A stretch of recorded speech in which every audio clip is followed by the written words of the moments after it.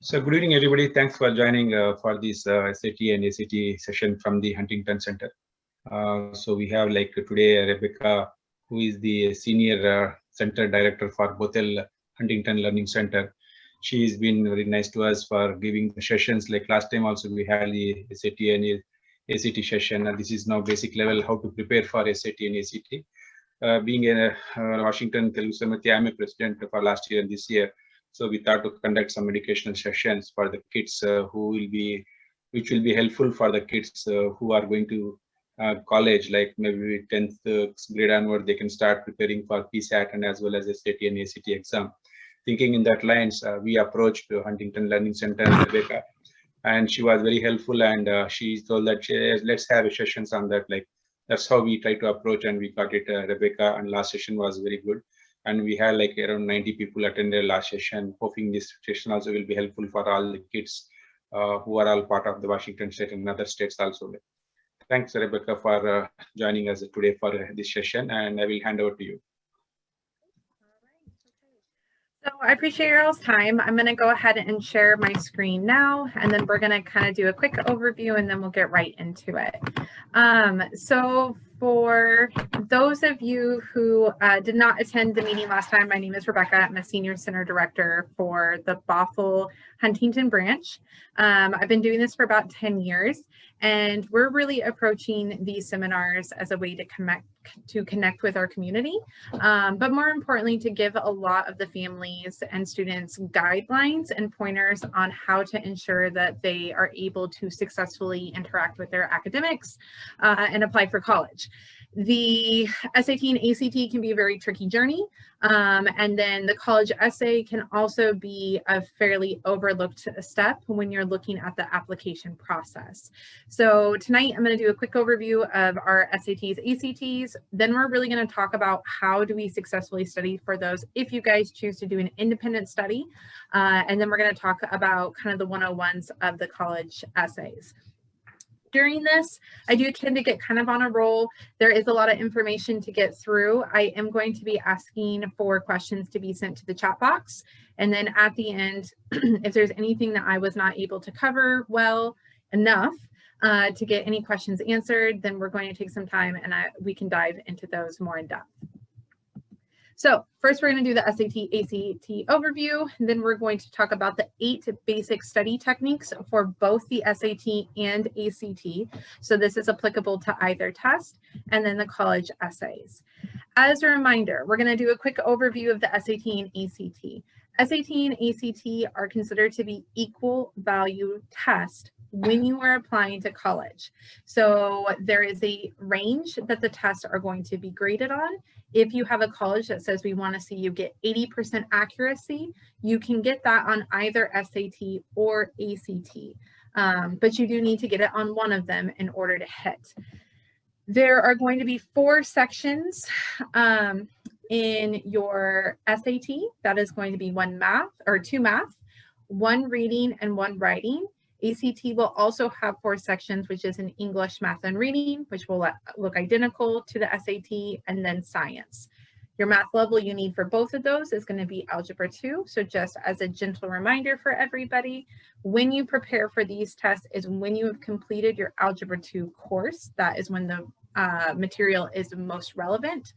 The timing is the biggest difference between the tests. SAT is going to give you more time and it's going to have more complex questions, so we call them 2 layers. Sometimes they can even be 3 layers, where ACT is a very black and white test. You either know the answer or you don't, but the time is a very high pressure situation. The essays are going to be optional and not part of the composite score. The essay for SAT will no longer be offered now that June is over. ACT will still be giving it, and it is considered to be optional. There is no wrong answer, so you do not want to leave blanks. SAT has multiple choice and open response. ACT has all multiple choice.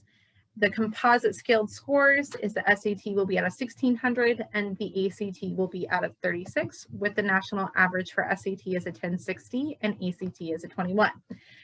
Now, that is a very quick overview. It's a little bit on the dry side. We're not going to spend as much time digging into this as we did last time, where we talk really side by side, more in depth, and what to understand about each of them. But just as a gentle reminder, SAT or ACT, either one will get you into college. It's just a matter of which one allows your brain to think the most successfully, and you want to try to get it as high as you can. So that's our quick overview. Last session was really for the purpose of the parents to understand what it is, when to take it, so on and so forth. This session is really for the students to have a better idea of how do I study for it.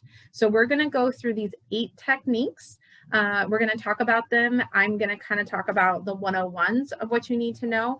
I really consider this to be information that you can find in everyday life. So if you grab a book, if you search online, this is easy information for you guys to be able to gather. I'm just putting it all in one place so that you can keep it in mind. However, because this is what I have done for 10 years, I don't really like just leaving it at that top layer of what you can find online. I really like talking from my experience, what I have found to be really helpful to also keep in mind to complement these techniques. So if you guys see a pro tip, that comes from my experience and what we have found to be successful. All right, so number 1, the guessing column. So one of the most challenging elements that students are going to find for ACT is finishing on time. However, with the SAT, until you get familiar with it, many students are going to find that finishing this test under timed conditions can be very difficult. Now, it used to be that the SAT and the ACT had penalty points. So depending on who you talk to from which generation, you're going to get a variety of advice of how to handle the section when you reach the end. It used to be that if you would take a guess, you had a penalty if you guessed wrong. That is no longer the case for either test. So in the current day situation, when you run out of time, you want to go ahead and fill in the blanks. However, what I commonly see when we get to the end of the section is I have a student who will frequently and panically just fill in a bunch of bubbles. They pick a pattern that they like, right, help me in the bubbles, and they go with it, right? And that's not what we want to do when you're taking these tests. So we refer to it here as when in doubt, Charlie out. I think the common way that we would understand that is if you run out of time, pick C the rest of the way down. You do not want to move your columns around. And the reason is that SAT and ACT are required to use each column an equal number of times. So if you are selecting out of a multiple choice situation of 4, and you have 10 questions left and 30 seconds, if you pick one column and shoot all the way down, you will pick up 25% statistically on what you're going to guess on. That alone can change the score significantly enough where it's going to possibly bump you from not qualifying for a school into qualifying for a school, especially if we're talking about a section that is challenging for your student. So when you guys are backed into that corner, when in doubt, Charlie out, pick one column, shoot all the way down. The same is going to be true if you find challenging questions. Occasional techniques that we'll see the students use is that they'll be moving through chronologically. They're going to do 1, 2, 3. All of a sudden they look at 4 and they're like, I don't know how to solve that. So I'm going to flag it and I'm going to come back. These tests are not frequently designed where you're going to have a lot of grace room to be able to come back. So if you find that you're in a situation where you're like, oh, I'm going to flag that one and I'm going to come back to it, is better just to pick your column and fill in your guess letter from there on out. So a student really should have off the top of their head, if I run out of a situation, I'm going to choose C or I'm going to choose B. It doesn't really matter. As long as you're consistent, that should also be their column if they ever come across a question that they decide to flag that they are not equipped to answer. In SAT, the one that you're going to have to really watch that causes a lot of students to really stumble is going to be the fill in the blank sections. Those are defined. The term, the technical term that SAT uses is student produced response. They occur at the bottom of each math section. So the no calculator and the calculator section in math, both will end in open response. Those are the ones you're going to want to really watch. The tricky thing if you decide to go the SAT route is if you do not fill in the blanks first, and then you run out of time through the multiple choice, you are dead in the water. Your score is going to be set. If you do a situation where you do the fill in the blanks first and then leave multiple choice for last, you still have an exit strategy where you can at least pick up a 25% chance of getting the question. The other one that I would say is a pro tip when we're talking about managing time in the guessing column is I do encourage all of my kids to have a watch. Now, the big question comes up is what kind of watch, you know, how should I use it? What's the common practice? You should get a watch, and it doesn't really matter if you use an electronic watch or an analog watch. However, there are things to keep in mind if you select one versus the other. If you go with an electronic watch, something with technology or a timer, it has to be low-grade technology. So no Apple Watches are allowed because they consider those to be like mini computers. And it cannot beep. If it beeps in the test, you will be dismissed. So when you're selecting a watch, it needs to be very, very basic tech, and it needs to be silent. If you decide to go with the analog watch, and so just that old school, you're facing it up, we encourage our kids to reset their section to noon every time, just to take out the thought process of, oh, okay, my section is ending at 2:18. I have 35 minutes. What does that look like on my clock? So it's just easier to go ahead and bring it back all the way up to noon at the beginning of every section. I have some kids who will purchase watches that SAT and ACT design that are as expensive as $45 to $50. That becomes the family watch that all the kids use. I have other kids that go to the dollar store and get a watch, just as long as it's is accurate and is actually clicking. The expense of the watch is not something that should be a challenge, but it should be practiced from the beginning, and it should be part of the time management strategy. So that's going to be suggestion number 1 out of 8 when we're looking at your SATs and ACTs. Moving forward on the thought process of time is that timing is everything. So we call this micro timing goals, and that is going to be in comparison to macro timing. Most students, as like a novice to the idea of studying for the SAT and ACT, are going to be practicing what we define as macro timing. That means you look at a section, like up in this upper right-hand corner with the watch, and it says it's the reading section, you have 35 minutes, and they're going to say, okay, I've got 35 minutes to do this section, go. And they put their head down and they do the test, and they're trying to beat the clock. That is a really good way to not have a relationship with the clock and get yourself backed into a corner. So all of our kids are trained for micro timing, which means that you create checkpoints for yourself throughout the sections. So if you're going with the ACT, for example, using English, there are 5 passages in English and you get 45 minutes. That means every 9 minutes, you should be finishing the 15 questions as we're going along. And you need to be marking your time in a test. I know a student is well trained when I can flip through a packet and I can see their exit times at the end of each section. Now, whether you guys are going ACT or SAT, I put all the micro timings up there for you guys to be able to copy down. But you definitely need to have that as a conversation and a goal for every single section.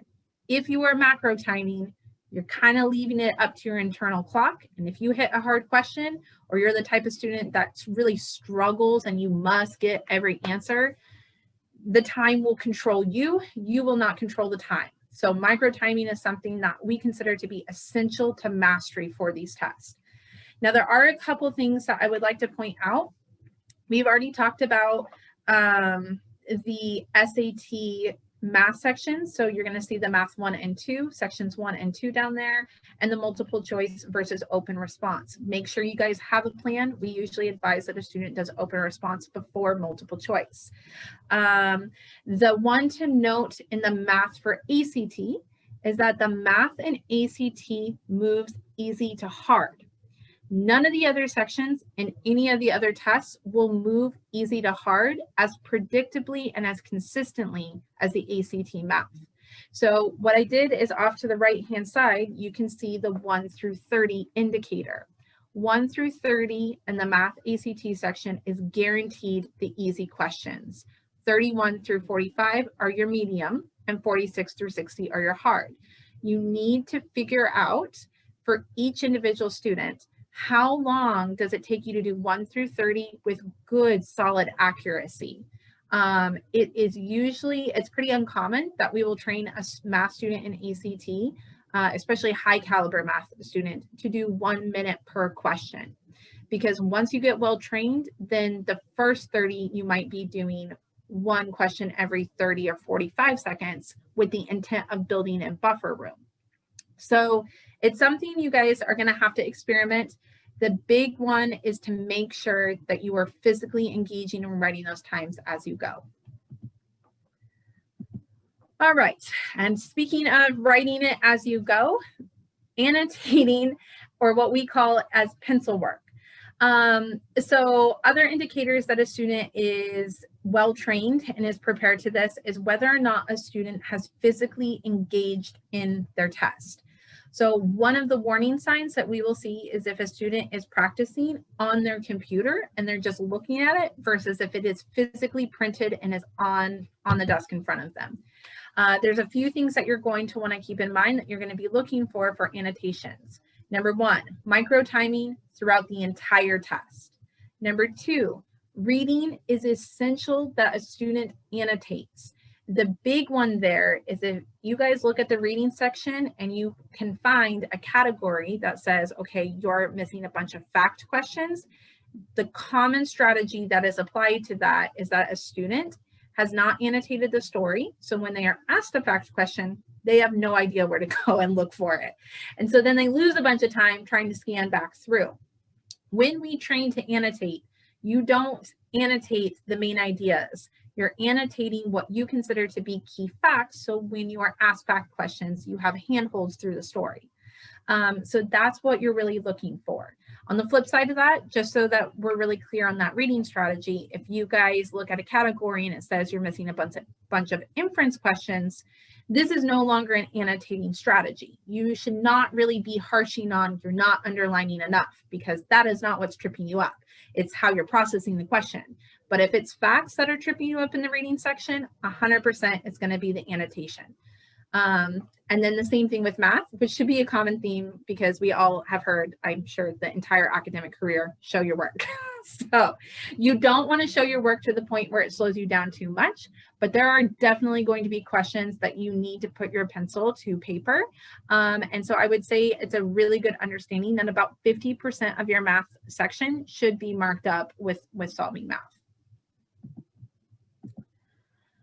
When we're talking about process of elimination, there are a few things to keep in mind depending on the sections that you're looking at. So first off, process of elimination is always encouraged. Obviously, if you can throw out incorrect answers and whittle it down, that is always going to be best. The other thing that we're going to make sure that we really encourage is being aware of which kind of sections demand what kind of strategy. So whether you're taking SAT or you're taking ACT, when you're looking at the English section, it is really common for us to hear students be like, you know what, this is going to test my grammar. It's going to see about my ability to write well. I'm going to pick an answer that sounds like I'm ready to go to college. I'm going to pick an answer that makes me sound smart. It's not anything that they would ever say out loud in real life, but they feel compelled to select it on a test because they're applying for college. That is a trap. So I usually do this in 2 ways for the kids. When they select something, I will ask them, would you say that out loud to your friends? Not to your parents, not to your professors. Would you say it out loud to your friends? If the answer is no, you're not selecting it on SAT and ACT. We call it real life talk. The other one is that you got to keep in mind the purpose of the English section is to see, and this is going to sound really terrible, but I always say is like, if you have a boss that you really don't want to talk to and you don't want them to ask you questions, what's the most effective way you can communicate and have them be like, yeah, okay, and you can move on. That is the kind of answer you want for English. You want the one that boils down to the point and is not grammatically incorrect. Reading, The one that we see tripped up when we're doing process of elimination is a student who has to look back for every answer. Okay, that will kill your time, and it's just going to kill your time. That's what it's going to do. So there are times that it's appropriate to look back, and there are times that it is not appropriate to look back. Fact questions and vocabulary questions are the primary ones where if you're identifying those and you're like, oh, I'm being asked a fact, those are good times to look back in the passage and verify. The reason is in a multiple choice situation, a lot of times they're going to use synonyms. And so if you can look back and be like, oh, okay, these two are basically saying the same thing. They're not word for word matches. That's a trap, but they're basically saying the same thing. That's when you know you're on track. But if you're scanning back and you're trying to find that word for word match, that's gonna kill you. Or if you're trying to scan back for main idea, well, you should have a good idea of what the main idea is by the time you get to the reading all the way through it. So you don't want to be looking back for those question types. Facts you do. The other one is when you get to that situation that you feel compelled to look back, what I'm going to encourage a student to do every time before they swivel their head is to read through all the multiple choice answers. Line up all of your potential options. That way, when you're scanning and you do find that right area, those 5 potential answers, you can sort it through very quickly and you can be like, ah, it's B, and then we move on.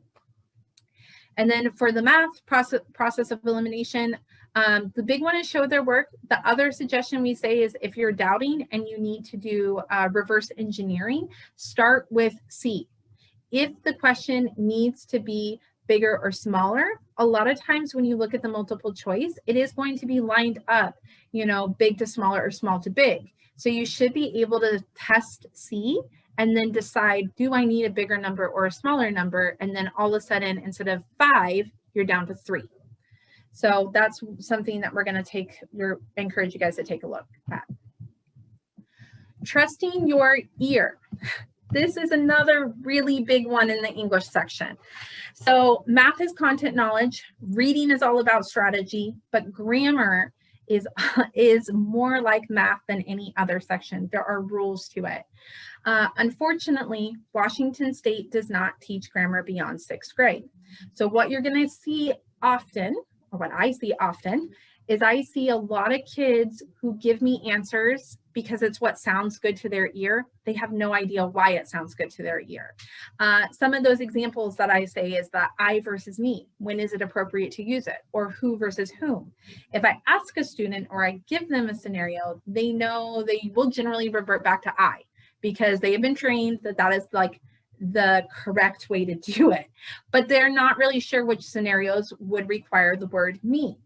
ACT and SAT are going to know that, and they are going to mess with the student's head on that.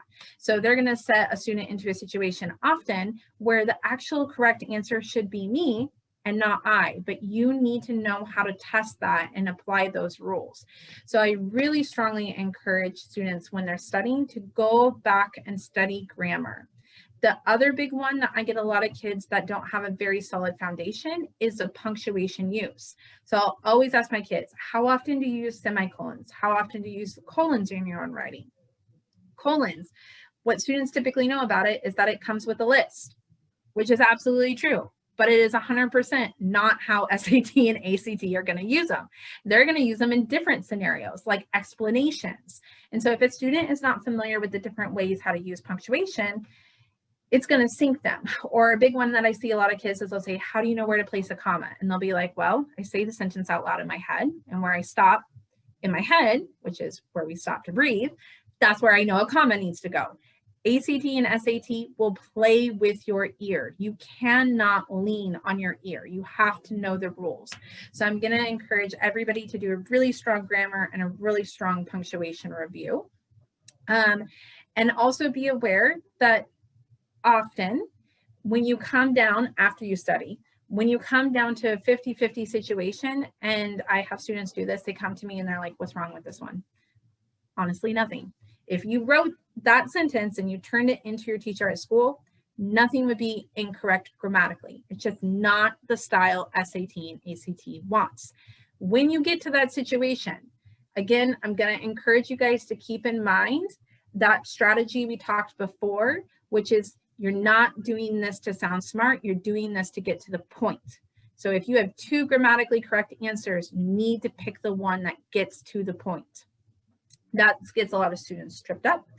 And then the other one is knowing the difference between execution editing questions and grammar questions.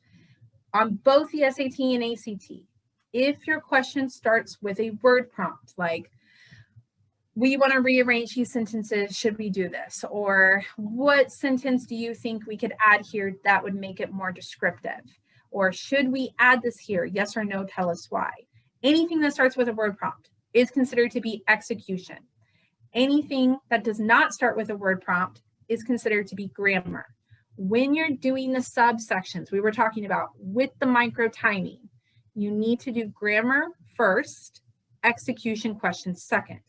Not only does this allow you to manage your time inside of a subsection, but it also allows the student much more clarity when they're solving the execution questions.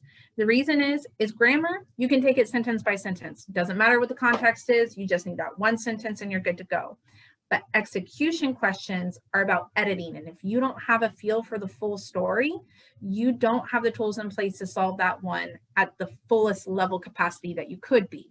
So you always want to be able to read all the way through that section, you know, and then go answer your editing questions so that you've got a good feel for it. Dash is a very common one. You're going to see this one. This is probably the most generic advice out there on the internet, which is determine which questions you can do quickly and accurately, and then solve all the rest of them that are hard. One thing that I'm going to really encourage a different thought process that goes into this one is your raw points versus scaled points, and how much time do you commit into this test, into each section. I think a lot of mentality that comes from students is that they feel like, I'm taking a test, and because school has trained me, if I have 20 questions, I have to answer all 20 questions in order to get an A. That is the approach a lot of students will come with to the SAT and the ACT. That is not how you win on the SAT and ACT. You have to know where your target is, and you have to decide how to play the game. So this is the question of, where should you invest and how much? So I'm just going to use UW as an example. UW usually is going to ask from the ACT a 29 to a 30. Okay, and the SAT world, you know, the safety zone that we're looking at, even though it is going to start to come out of 1270, is going to be somewhere in the mid 1300s. That's where it's considered that you've arrived at the safety. I do wanted to show you, out of the 75 questions in English, you only have to answer somewhere between 64 to 66 of those. Or in the reading section, you only have to answer 31 of the 40 questions in order to hit. So one of the decisions you have to make is, and we look at this when we're looking at the math and the reading, and you know that there's areas that are challenging for you, or you know that you're a slow reader and that you're not going to finish 100%. What stories do you know constantly challenge you, and where can you get your 31 correct points? That is where you spend your time and focusing. You don't try to evenly disperse your time throughout the section. You try to invest your time into the questions you know you can get. And that's probably one of the hardest mental shifts that a student can go through is, I don't have to get 100% of this. And I will ask students when they come in across from me and say, what is your target college? Now, if they tell me that they want to go to Stanford, yeah, we're shooting for 100%. But if you want to, if you tell me that UW's your target, we're not shooting for 100%. So we're going to play that game. Where do you need to focus in order to hit your goal? Now, of course, if you hit your goal and you're like, I've got more firepower, then great, move the bar.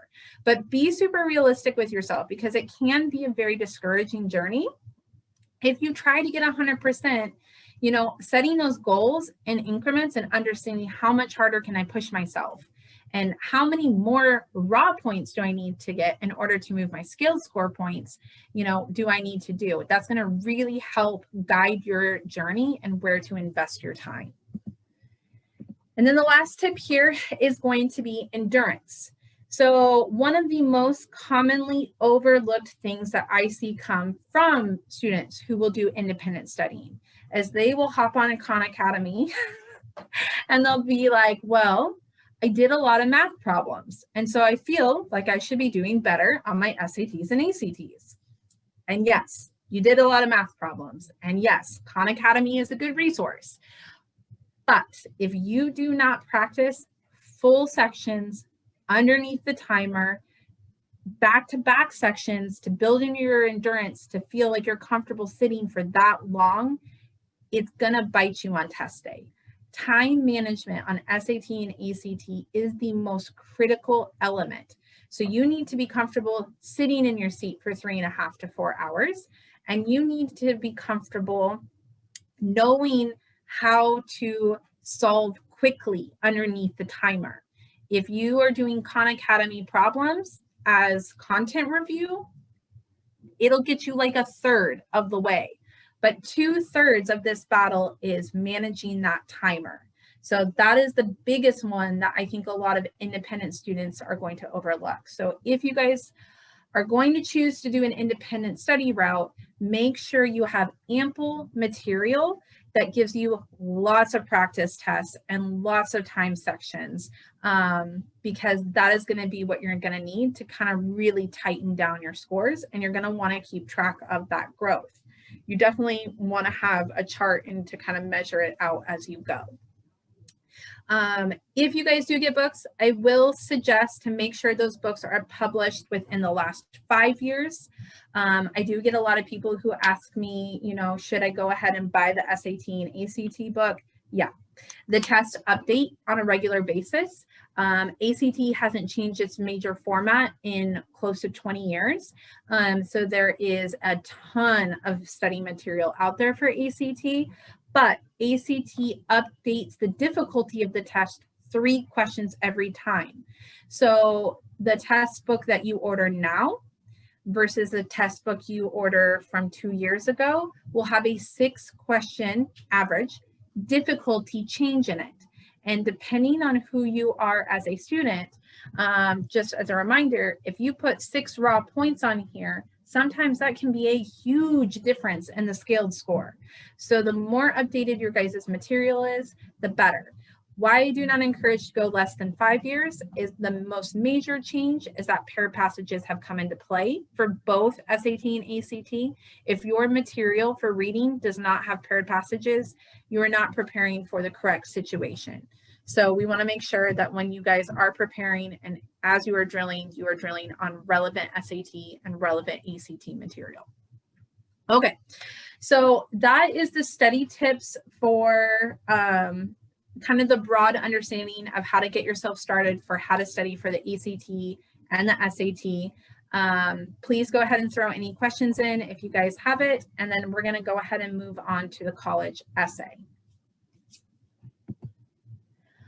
Okay, so the college essay, we kind of have to talk about the purpose of the college essay. The college essay is going to come in between the junior and senior year. The purpose of that is going to be, it's a character display. So what they want to know is that your GPA, your SAT and ACTs, your APs, all of that talks about your academic rigor. These are going to talk about how your character has developed, who you are as a human being. If they bring you onto that campus, what do you value and how are you going to influence that campus? That is what they're trying to tell. And when we're looking at a school like UW, that is weighted very, very heavily.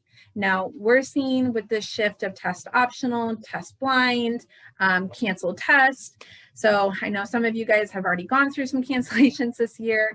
We're watching the college essays really take a strong presence in regards to the significance that they are going to have for the application process. But if you're looking at a school that is already known as kind of being a leader for the field as far as character development, like UW, that has always been a strong part of the application process. So these are really significant. We usually tell our kids that you should be averaging 2 months time committed to this process, if not more. But what I'm going to make sure that I say, and so everybody's really clear, is that this is not an academic resume. Do not write about the academics. Do not write about how great of a student you are. That portion is already spoken for in your resume by the SAT, GPA, and your selected courses. This is character. So that being said, it's narrative essays. It can be challenging for a lot of kids. They're usually at this point in time really used to writing informative or explanatory or persuasive, not as many narratives. It takes a little bit of time. There are 3 common types of college essays. We have coalition, common, and personal. So it falls under those 3 categories. You will fall when you guys select your college list under one of these 3 categories. So what I normally suggest for families to do is you're going to get a list of your colleges together, and you're going to see how many of those colleges are asking for coalition, common, or how many of them are going to say, okay, we're going to go on our own, and you're going to write a personal statement, because that's going to indicate how much work you need to do. If you have a list of 6 colleges and 3 of those are coalition apps, then it means you only have to basically write a set of essays for those 3 schools. Now you'll have to tweak them a little bit, but the major structure will be done under coalition. If 2 of those are personal, those ones are going to take a lot of time. And then common app, hopefully you have like a few that fall under the common app. Most colleges now are going to fall underneath coalition and common. You're not going to see very many personal, complete personal essays be promoted. You're either going to have coalition or common, but it's good to get that list. It's good to understand, because that's going to indicate to you how much time you need to spend on these. When I say essays, the automatic image that pops into a lot of people's heads is I have to write a 5-paragraph essay. That is one essay. And so when I tell a student, you usually have to write an average of 3 essays for a school, and then they're applying to like 10 schools. They're like, you mean I got to write 35-paragraph essays? No. What we're talking about as an essay, what is defined as an essay by the schools, is usually anywhere between 1 to 3 paragraphs. So if it's easier for you guys to think about, these are college writing prompts or short response. That's what we're looking for. The quantities of essays per school is going to change. You guys are going to have to look through that, but that is how much we're writing. So you don't have to write 5-paragraph essays. You don't have to do 20 of them, but you do have to write a lot of paragraphs. That's what we're looking at here. What we did to give you guys an idea of what this is I'm putting up some samples. So this is UW's right now. So for example, when we look at UW's essay prompts, these are required prompts. They have a tell a story from your life, describe an experience that demonstrates your character, and or help to shape it. Maximum word count, 650. So these are not full 5-paragraph essays. That's what we've got. Your other short response is going to be the same thing, but they're going to talk, this is your diversity essay. So these 2 are required. You're going to notice this one is a 300-word count. So your 650, this is your big one. This is the one that's probably going to be your 3-paragraph one, possibly 2, depending on your writing style. This is going to be your shorter one, 1 to 2 paragraphs, depending on your writing style. Your next one is going to be your optional essay. If you are competing for a school that has a 50% acceptance rate and above, anything that says optional basically should be considered required, because you are going to have the majority of kids show up with that information. And I take the same mentality when we're talking about SATs and ACTs. When they say that the school is optional, it means you should probably show up with it, because you're competing against other people who will also be showing up with it. So this one is additional information. It's a little bit more open response. And again, this one is 200-word count. So total, you're not writing a lot of words, but the style can be very, very challenging for the kids, because typically in high school, they are not asked to be self-reflective, or to really think about where they come from, or what they've gone through, or who they want to be as far as character development. You know, they've been asked, go research this, write this research paper, or take a stand in defense of, do we want to wear school uniforms or not? That's their style that they've been trained all through high school. So this is a completely different flip. and it can take students a long time to figure out, number one, what they want to write about, and number two, to actually do it and execute it. So the when and where. When you guys are ready to do the college essays, again, it's after your junior year going into your senior year. We usually start to train our kids in July. That's where we'll encourage a lot of kids to start essay or to start writing them. But there's a couple ways you can do it as far as locating these prompts. The easy way is just put in the school name in Google and say plus the application essay. And if it's the appropriate year, it should pop up right off the bat. If you guys have a kid who's in the freshman year and you're trying to get a jump start on this, like in theory, you can. They don't change that much, but you're going to have to double check when the time comes to make sure that what you guys have written once upon a time is still accurate and on point for upcoming ones. So that's the big one. The other way to do that, more complicated, is you go look up the official school, then you go to the freshman tab, then you go to applying, and then it's listed underneath the application. So if you want to do it that way, you could, but the easy way is to just Google it. We talked about the junior year. We talked about bringing the college list. Due dates. Due dates of these essays will be with your college application. So if you guys are doing early admissions, it's October. If you're going for a high competition, like the big name schools, it's usually November. So UW is usually November 15th. That zone is where they're going to be doing their call for college applications. If you're going to more state colleges or less competitive schools that have a higher acceptance rate, then theirs is going to be back in the January zone. So where you start these, I guess, would kind of depend on where you are finishing. But most kids will start in like July and then try to be targeting to be done by October or September when they start the school year. So it's all set up and stacked and ready to go. Starting the essays versus writing the essays. One of the most challenging parts of writing a college essay is deciding what you're going to write about. So we use an online resource. It is called 20 Questions to Help You Brainstorm for Your College Essay. You guys Google that. It will be a quick link that will come up. If your student is having a hard time deciding how to start these or what to focus on or what to highlight, have them go look at these 20 questions. The other one is if you're in a stall out zone and you're like, we don't know what we're going to do. We're still not really sure about the style. I don't get it. The other thing that we commonly do when we train kids is we have them go read through other college essays.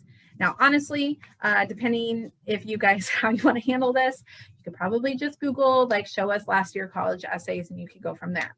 If you guys are local and you want to see some college essays, you guys are always welcome down in the center to come visit. We have a binder where we highlight basically the best essays our kids have wrote through the years.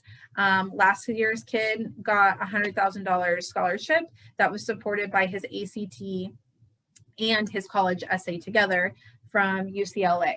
Those two things combined got him a massive amount of money. So we've got those available if you guys are local to the Bothell area, that you're welcome to come in and take a glance through that. The other thing is, once you start writing, we always encourage all of our students to double the word count. So if it says that you're writing, 600, then you're writing 1,200. That's what you're going for. The reason is when you're trying to put those thoughts down and you're not really sure, and it's not a style that you're used to, and these are so high stake as far as quality, you want to have ample material to slice and dice through. So get everything out. Usually people end a lot stronger than they start. So we don't want to say we're going to end at 600. You want to go beyond that and then look through your 1,200 words to be like, okay, what sections were you just really firing on all cylinders? And then we always encourage strong editing, and when you need to show your experience. This cannot be an essay where you just state like, I went through a hard time, this is how I overcame it, I grew a lot. Like, if that's your essay, that's boring. You can't do that.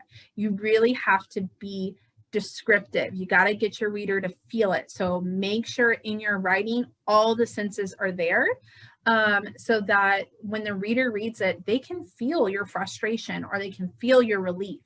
That is what you should be describing. We usually will take a tiny little section of an experience And we blow that up to the point where a reader can really feel the emotional journey a student is going through describing it. And those tend to be the best ones.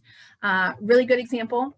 Last year, we talked about the student that I was talking about, his essay. He went over the differences between how he saw right and wrong as a child and how it was black and white versus as he grew up. And he started to understand that things were not so black and white. There were a lot of shades of gray, and how that changed his perspective of what is right and what is wrong, and how does society draw those lines. But he didn't just like pose the questions, he described the experience that caused him to question, how do we define that as a society? And so that is the kind of quality and the kind of essay that you are looking for. So that kind of brings us to the end. Same thing that we talked about as far as the mock SATs and ACTs. If you guys want to study with the techniques that we have talked about tonight and then come try them out on a full-length test, we will continue to honor our $25 testing rate for you guys. We do have our contracts with SAT and ACT, or if you guys want to schedule a consult about the college essays, you guys are welcome to do that as well, where we can just kind of sit and talk about what we do. Unfortunately, there's not like really a mock college essay. I would give it to you guys, but it's really about bringing your list, and a lot of people will say, okay, we just need some time with a tutor to kind of pick the direction we want to go. So call or text that line if that's something that is going to be most appropriate for you guys. And now is the time that I open it back up to you guys for any questions or items I didn't cover well.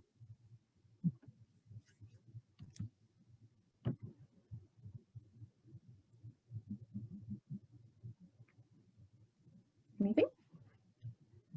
Okay, let's take a look at the chat. Okay. So perfect. Okay, so the only question that I see in here at this point in time says, is it possible to do both the SAT and the ACT in the same year? The answer is yes. So SAT is hosted on certain months, ACT is hosted in certain months. You can take both of them. Just to remind what we talked about last time though, I usually suggest for you to pick one that you think you're strong with, and then take that one several times, because that is going to allow you to super score. SAT and ACT do not complement each other as far as super scoring. You will be competing and then you don't get that advantage. And then the next question I see in here is November a good date to take the SAT? Yeah, so it kind of depends where you are inside of your academic journey. If you are in your junior year, I would just caution on making sure you keep a really good eye on your AP courses, and that you do not, one of the things is whatever you take it, whether it's in your freshman, sophomore, or junior year, do not compromise your GPA. You want to make sure that you can do this in a time that a student can balance it well. The trick with November is that you are coming up against the holidays, but if you can balance that well, then November is fine. And then is there a limit on the number of tests we can take? No.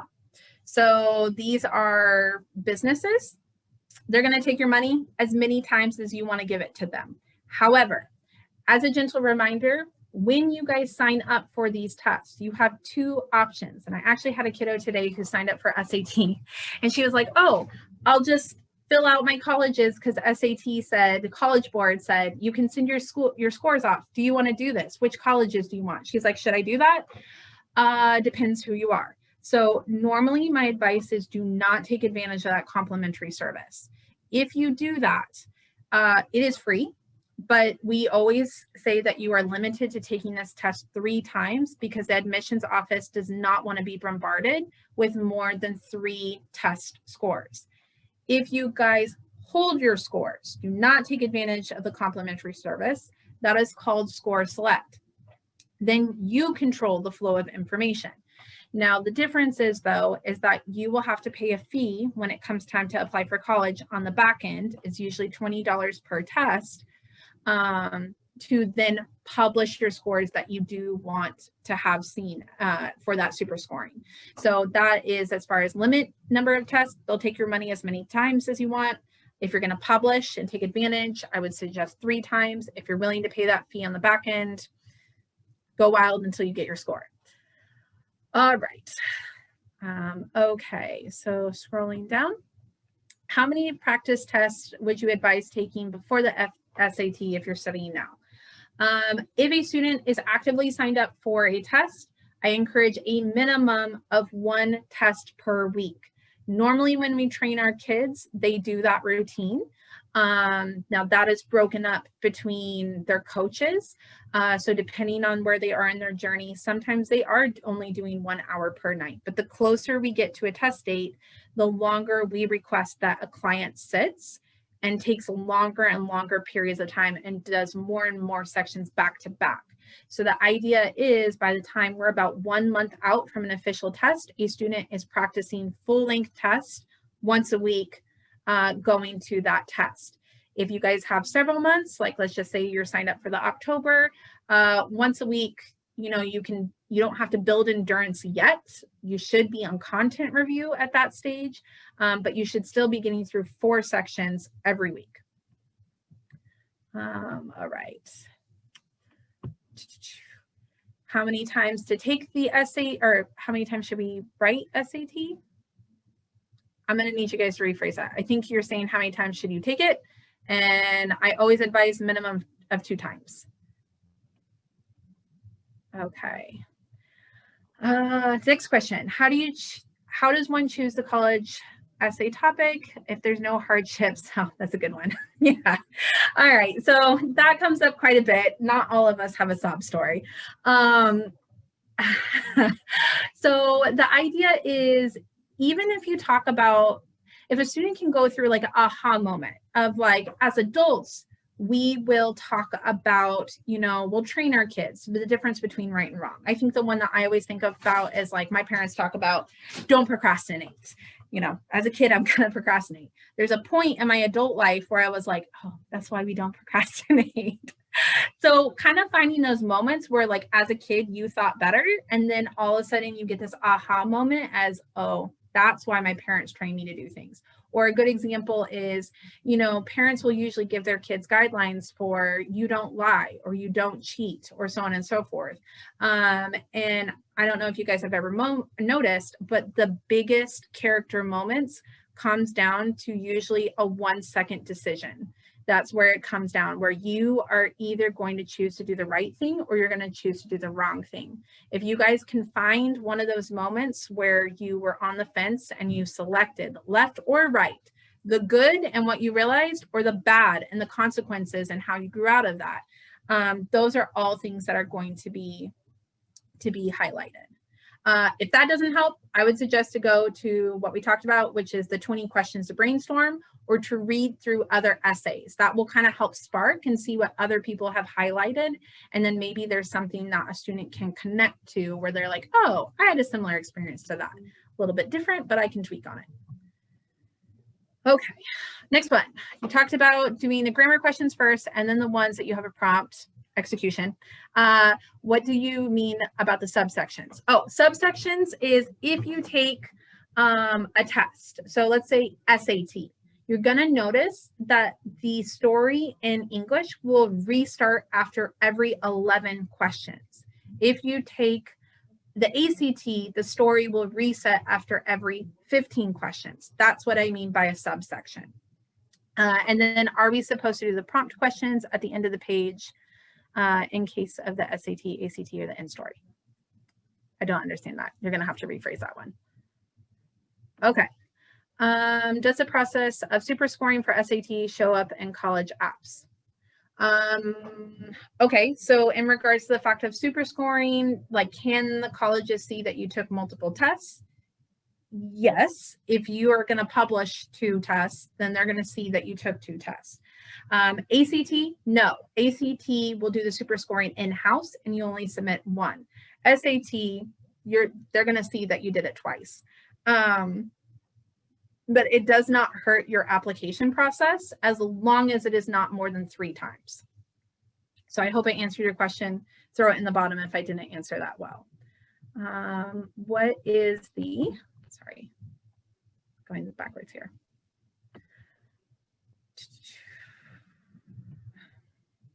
Okay, what is the latest time that you can take the SAT and ACT? Okay, latest normal time that you can take it is usually the September and October test in your senior year. And that's if you're applying for the big names. That's like you're backed into a corner, you want to go to UW, you basically got September in your senior year, and then that's it, because you do need a turnaround time, or the October one. But that's like the very, very line, like you might not have your scores back in time when you're applying for UW.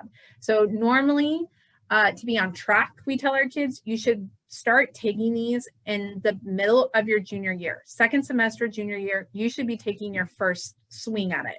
You should be doing your final swing in the beginning of your senior year. You should not be doing your first swing, because at that point in time, you're kind of backed into a corner.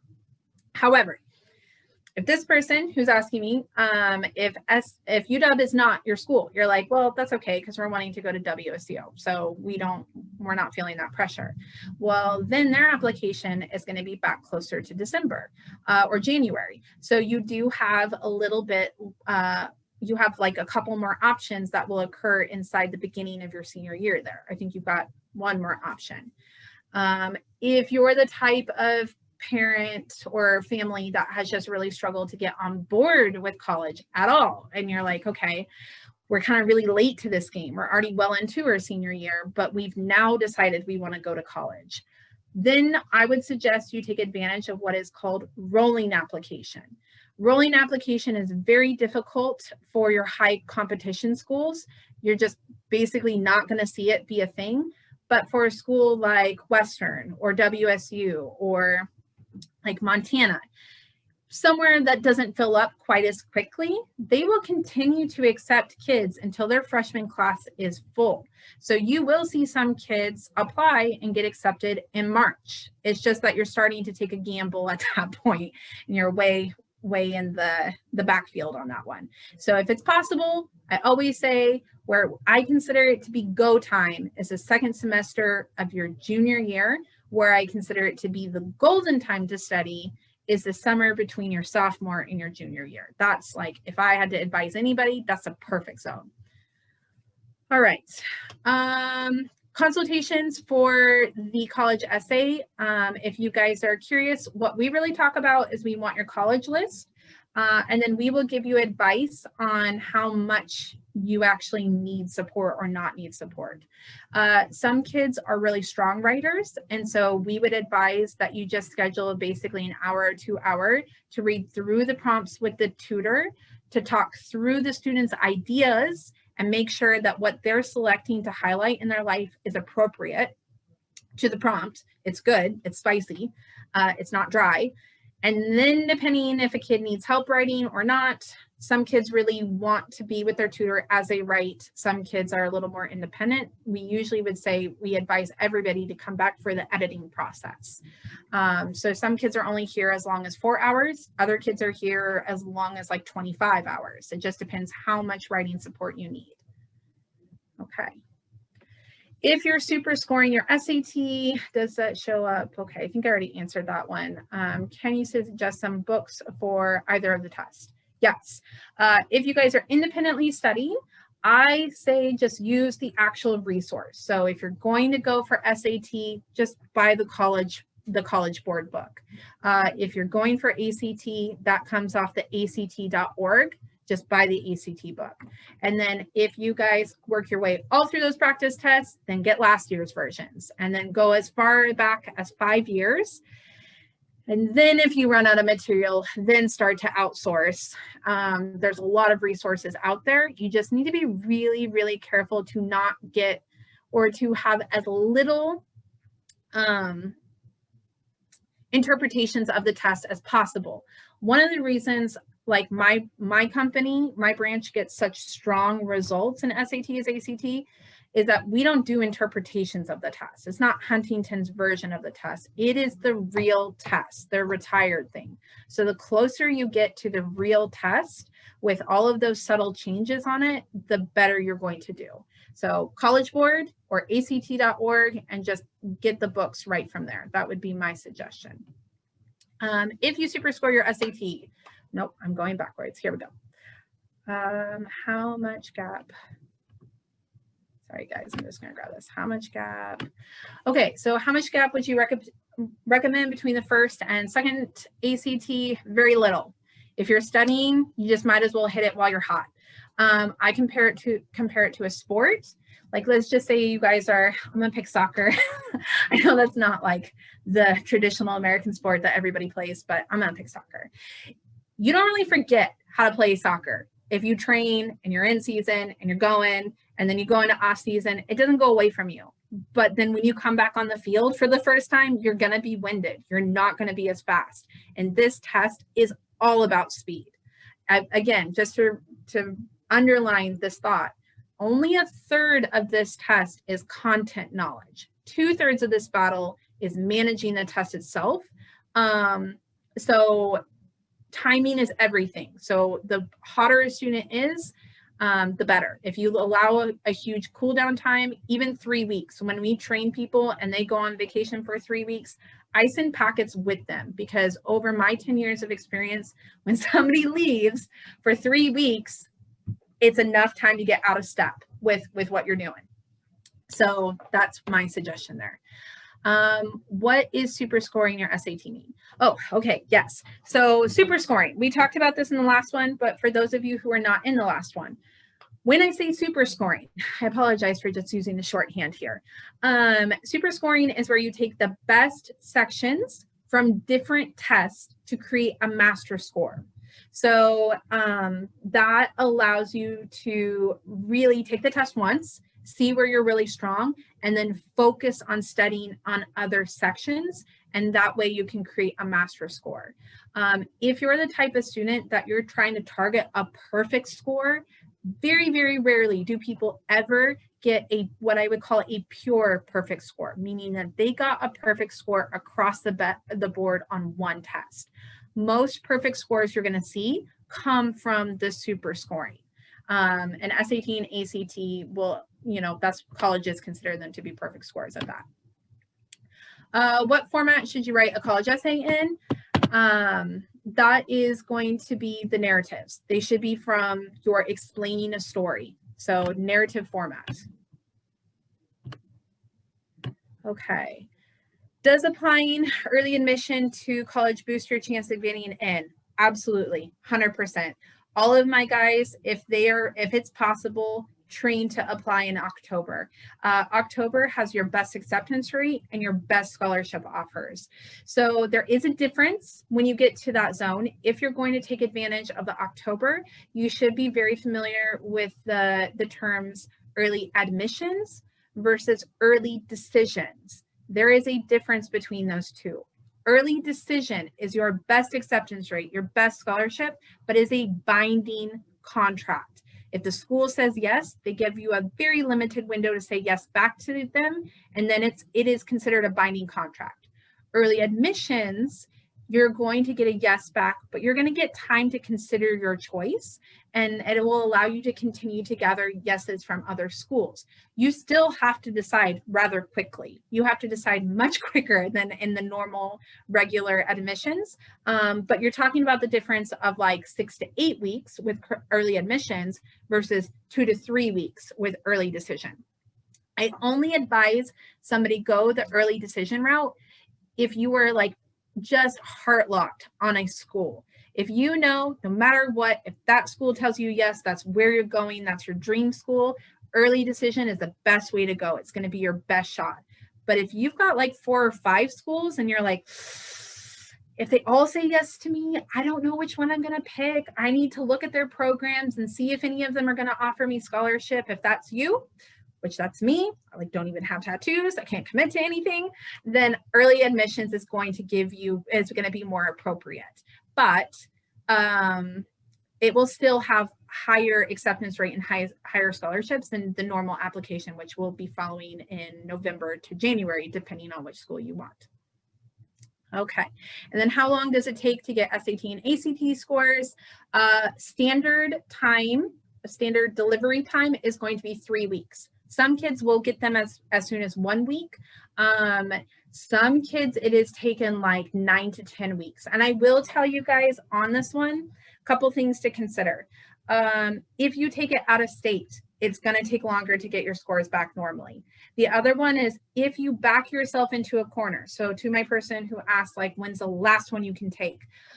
Inside of my career, I have seen a lot of things happen at the last minute with these tests. So for example, I want to say it was 3 years ago now, I had a kid who was going and her scholarship was writing on this test, who took it at the last spot of her senior year.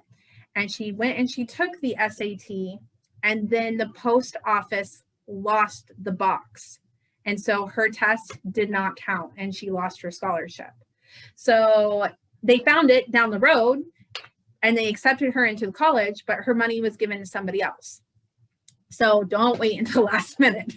So that's something. Or I had one kid in the last batch who went and took the test, and then they said he didn't take it. And then he had to prove that he had paid and had signed the attendance record in order to get the ACT to work with him enough to actually hunt down his test. So things happen. They are companies and they are fallible. So you got to really make sure you don't wait until last minute. All right, so for the SAT reading section, some people recommend the test takers read the multiple choice questions first and then look at the actual passage. However, some of the questions ask about the passage as a whole. So is it better to read the story and then the questions, or the questions in the story? Fantastic question, I love it. When we train, you read the story first and you will annotate as you read. So you will only look back if you have to look back. That is a time management. If you read the questions and then you go read the story and then you get to a question that you don't remember where that is in the story, and then you got to go back and look, and then you're like, oh wait, was it A or B? And then you got to look, and then you got to look. Super good way to lose your time. So always read your story first, be engaged, underline, annotate, make sure your brain is on. We've all had those moments where your eyes move and you have no idea what you just read. So you've got to get your pencil on the paper. For those students that have ADD or ADHD, it is a critical step. I mean, it's advisable for everybody, but if you struggle with ADD or ADHD of any format, this is a necessary step. You got to physically engage with the test. So annotate it, then do yours. For those of you taking ACT, same thing for the reading section. However, when you get to the science, it is a flip strategy. You read the questions first, then you read the experiment. You never read the experiment first in ACT. All right. Okay. So what if you don't get your SAT, ACT scores yet when you're applying for college? What happens? You go to the bottom of the list. You're waitlisted at that point, maybe. You might just, yeah, I mean, they have the loopholes. So, oh, actually, so that used to be the case. I'm sorry. I'm answering pre-COVID harshness. With COVID, with the test optional, what will happen if you do not have your SAT and ACT scores is you will not automatically make it to the second round. You will most likely get waitlisted. It depends how competitive your college is. You will still have a chance to get into that school, but you're not providing the college that extra measuring tool to understand you. So if they've already got a ton of kids applying with SATs, ACTs, high GPAs, lots of AP courses, they're going to look at those kids first because they understand what that student is capable of and they understand how to measure that kid. Then you're going to have all the rest of the kids where they're like, well, you didn't provide an optional resource for us. So now we have to decide how serious you are about wanting to go to our school. One of the things that you're going to see that is occurring during COVID, if you kind of look across the board, is there is a 26% increase in college applications. So what the colleges are really expressing is that they're having a hard time deciding who's actually serious about going to their school versus who's just applying because they can, because they no longer have this SAT, ACT bar that's required. And so you get a lot of kids who are just randomly going to throw their hat into, say, Stanford, just to see, maybe I'll get accepted to Stanford, just to say I can. I have no intention of going to Stanford. So when you don't submit that, you're not providing the school one more resource that they can look at to understand you better. So you will most likely go to a wait list. If there are more seats after they look through everybody they understand, at that point in time, they will start to go ahead and say, okay, let's look at who we got left. Let's see how many seats we got left. And now we're going to start to try to sort through everybody else and see what we got going on. It's a little bit of a harsh answer. I know it's not super sugar coated, so I'm sorry about that. All right, for SAT, are the Khan Academy practice? Yes, they do have a contract with SAT. Those are pretty solid materials. So Khan Academy is a good resource for practice. And the practice test, again, it's just a matter of making sure that you're not just doing the content, but you're doing it underneath timed conditions. Is it okay to take the SAT in November and then May? Yes, nothing's going to hurt you. It's just going to, as a reminder, you're going to have a huge cool off period in between those. So you're going to have to rev up for both of them. And then, does SAT have a curve? Both SAT and ACT have curves. So in the last seminar, we really talked about when do you play that curve versus when is it basically almost impossible to play that curve. The test dates that are very difficult to go up against the curve are the ones that occur in the beginning of the school year. So if you guys are looking at September and October or August test dates, everybody takes those. You are going up against the best of the best at that point as well, usually, because everybody has studied over the summer for those. So that curve is extremely hard to go up against. The curve that is easy to manipulate is going to happen during the holiday season. So if you guys are looking at the winter ones like November and December, or the ones that occur at the end of the school year, and they will overlap with AP testing and finals. So the ones that occur in like May to June zone, those ones, because what happens is students are panicking during those periods of time, and they are not able to successfully hold down GPAs and study for an SAT or ACT. So those are the ones that you're going to see a lot of kids just like lose it. And that's where you can take advantage of the curve. All right. Okay. So for super scoring, is it split across all 4 sections, or is it divided into reading and math, or can you just pick? You can pick. It's all four sections. Well, for SAT, it's math, and then it's going to be reading, or the ELA. So they do, in the SAT, they do your big subsections. So your English is going to get broken down into reading and English. I'm sorry, it's getting late. And then you have your math. So those are going to be your 3 for super scoring for the SAT. But ACT, it will be all 4 sections, and then you can basically Frankenstein your score. And then so for the super scoring, can you take the best marks of any sections? Yes.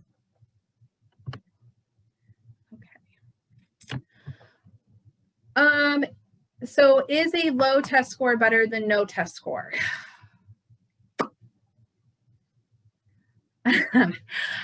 Okay, so when I say this, you guys gotta understand, we have not seen a full freshman class go through during COVID standards. So what I would advise is, if you have a low score, what I would consider to be a low score is if you look up a school. So just like Google a school, and you would say SAT range or ACT range. It's going to show you, here's our low marks, here's our high marks. You need to hit the bottom low mark. That is what I consider to be a low score. If you're below that, I honestly don't know. I would not advise being in that situation. I think that would be my answer to that. I would study. Can you put an SAT and ACT on college apps? I need some clarification on that question. If there is an app out there that I am not familiar with, I don't know, but can you put the SAT and ACT when you're applying to college? Absolutely, and you should. Okay, other ones. Says we can find, okay, all right, yes, thank you. And then how helpful is the IB diploma at our colleges? Incredibly helpful. IB is gonna hold a weighted score to it. It's usually you're gonna come in for college applications or college credits. It's considered to be akin to APs. So yeah, it's absolutely going to give you more oomph than not. Okay, Shaquille, I think I reached the end. Is there anything I missed?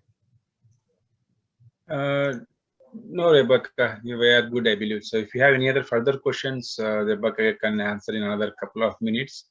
Otherwise, if you don't have any questions, then you can email us board@watsweb.org, or for the recorded session, you can see on the YouTube, WATS YouTube, and as well as the WATS Facebook, and as well as we will be sending the recorded session link to the community email.